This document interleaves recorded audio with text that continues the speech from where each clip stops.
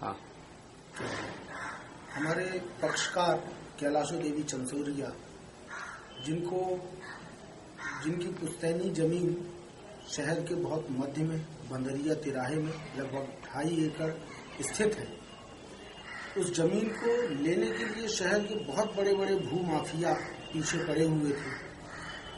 और इसी तारतम्य में घनश्याम खत्री, ताराचंद खत्री एवं महेश पुरशवानी हमसे उक्त जमीन लेने के लिए जबरदस्ती दबाव बनाने लगे। दबाव लेने के पश्चात पक्षकार इनके दबाव में न आते हुए और माननीय पुलिस अधीक्षक श्री हरिनारायण चारी मिश्रा के समक्ष आवेदन प्रस्तुत किया।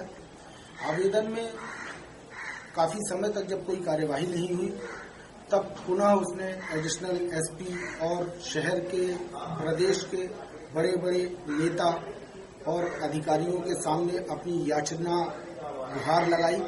गुहार के बावजूद भी जब उसकी सुनवाई नहीं हुई, तो उसने पुनः लिखित आवेदन एडिशनल एसपी श्री अमरेंद्र सिंह जी को दिया।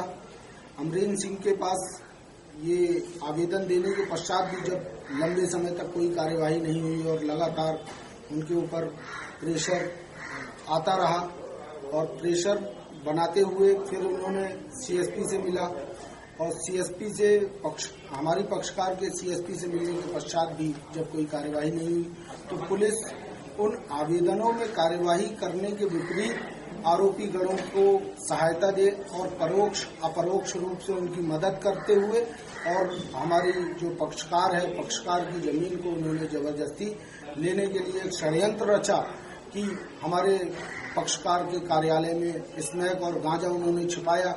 गांजा स्मैक छिपाने के पश्चात उन्हें झूठे एनडीपीएस के झूठे मामले में फंसाने के लिए और ऐसा उन्होंने षड्यंत्र रचा। षड्यंत्र रचने के पश्चात और फिर इसके बाद इन्होंने खाली स्टाम्पों में सिग्नेचर करवाया।